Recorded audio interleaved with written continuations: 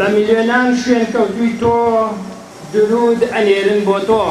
لا درێژەی بەڕێوەچوون و دەربڕینی خۆشەویستی و پشتیوانی بۆ پێغەمبەری ئیسلام درودی خوای لەسەر بێت و لە ژێر دروشمی وەڕەفەعنا لەکە ذیکرەک ئەنجومەنی چەمچەماڵی کۆمەڵی ئیسلامی کەرنەڤاڵێکی پشتگیری و خۆشەویستی بۆ پێغەمبەری ئیسلام بەڕێوە برد.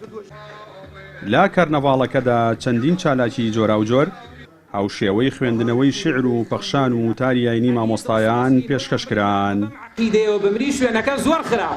ئێمە شەمڕۆ دیارەگربوونەوە کە لە شاری وسکەی چەمچەماڵ ئەنجام درراوە خۆشبەختانە خەڵکێکی بەرچاو لە خوشکان و لە برانتایە بەشداریان کردووە و ئامانجیش لە گرتبوونەوە کە دیارە پاڵ پشتیکردنە بۆ سونەتەکانی پێغەمبەری خوا عەلەیهی سەڵات وسەلام و گەیاندنی نیگەرانیە بۆی کە ئێمە لە مقدساتی ئێمە پێغەمبەری خوا عەلەیهی سەڵات وسەلام لێ دراوە بۆ ناڕەزایەتی و ڕەتکردنەوەی ئەو بابەتەیە کە لێرە و لەوێ جار دووبارە بێتەوە و پابندبوونە بەو سونەتانی پێغەمبەری خوا عەلەیهی سەڵات وسەلام بۆ ئەوەی کەوا دین لەبەرچاوی خەڵکی ئاسان کەن.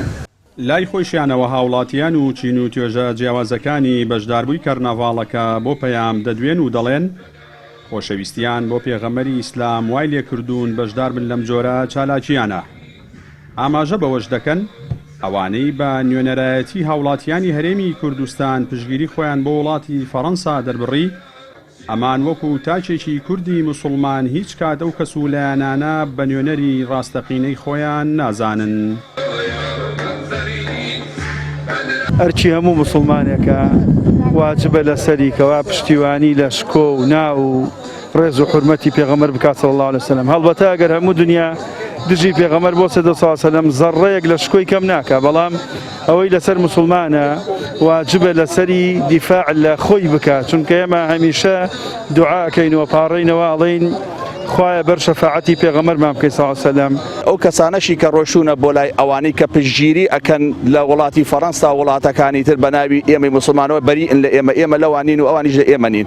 بەڵێ بە دڵنیایەوە پێویستە و زۆر زەروریشتە خۆشەویستی خۆمان ئێمە دەرئەبڕین بەوەی کەوا ئێمە بە بەردەوام بین لەسەر سونەتەکانی بەجێ بگەێنین.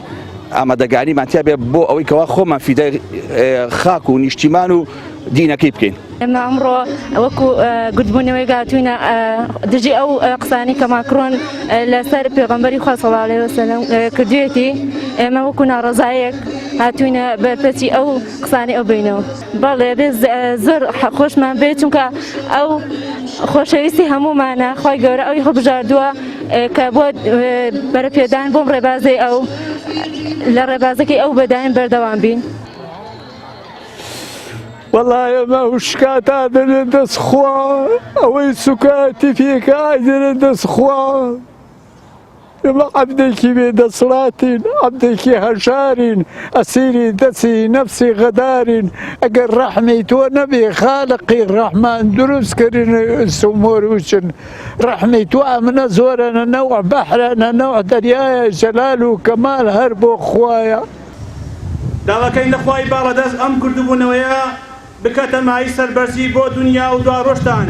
پاش ئەوەی لە ماوەی چەند ڕۆژی ڕابردوودا لەلایەن وڵاتی فەڕەنساوە سوکایەتی بە پێغەمبەری ئیسلام کرا درودی خوای لەسەر بێت بە مەبەستی دەربڕینی خۆشەویستی و نیۆکردنەوەی ئەمەکداری بۆ ڕابەری مرۆڤایەتی، هاوڵاتیان و چین و توێژە جیاوازەکانی هەرێمی کوردستان لا ناوچە جیاجیاکانی هەرێمی کوردستان چەندین بەراسیم و کەرنەڤاڵیان بەڕێوە برد. چاوەڕوانیش دەکرێت ئەنجامدانی ئەو جۆرە چالاکیانە لە چەند ڕۆژی داهاتووشدا درێژەیان هەبێت. جەلال جەباری، کەناڵی ئاسمانی پەیام، چەمچەماڵ.